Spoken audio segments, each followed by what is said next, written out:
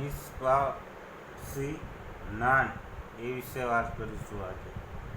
ભગવદ્ ગીતાનું જ્ઞાન છે નિષ્પાપી. ઓલું છે કોઈ નાત જાત કે એના માટે લખાયું નથી. કોઈ સંપ્રદાય એનાથી પણ ઉપર છે, નીચે નથી. ઉપરની વાત કરી છે આપણે. જે સંપ્રદાય કે ઉદ્દેશથી કહેવાયું નથી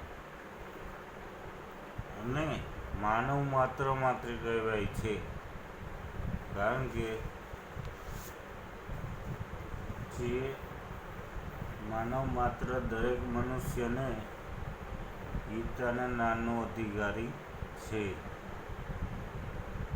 જ્ઞાનને કશું છોડવાનું નથી, કશું નવું પકડવાનું નથી અને પકડ્યું તો મૂકી દેવાનું નથી. માળા જપતા હોય જપવાની જ છે, જાપ કરતા હોય જપવાના જ છે. પણ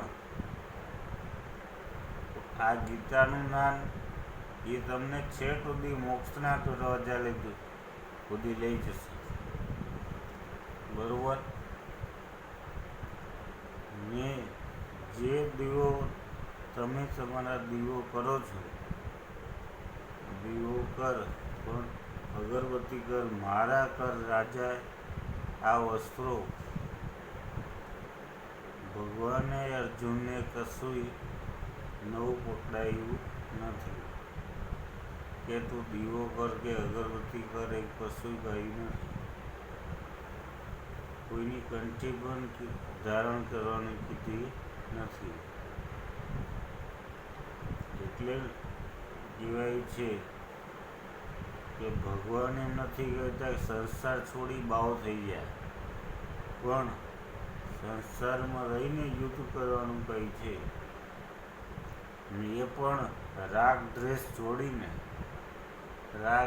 છોડીને તો યુદ્ધ કરીશ તો પણ તને એક પણ પાપ નહીં લાગે, એ હું તને ગેરંટી આપું છું. આવું ભગવાન બોલ્યા છે. કોઈ પણ સંજોગે ભગવાન કે ડરવાનું નથી કે સમભાવે નિકાલ કરવાનો છે. અમૂલ્ય જ્ઞાન છે જેમાં સંસાર કે બૈરે છોડા નડતા નથી, પણ આપણી અંદર જે અજ્ઞાન અને આડોડાઈ ભરી છે એ જ નડે છે.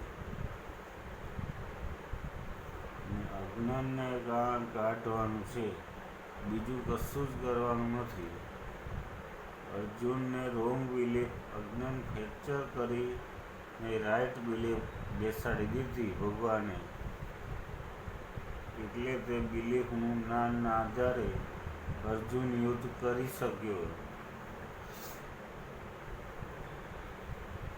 અને આ જ્ઞાન વગર અર્જુન લડ્યો હોત તો પોતાના દાદા ગુરુ એમને મારી નાખવાનું કેટલું મોટું પાપ લાગ્યું તેને.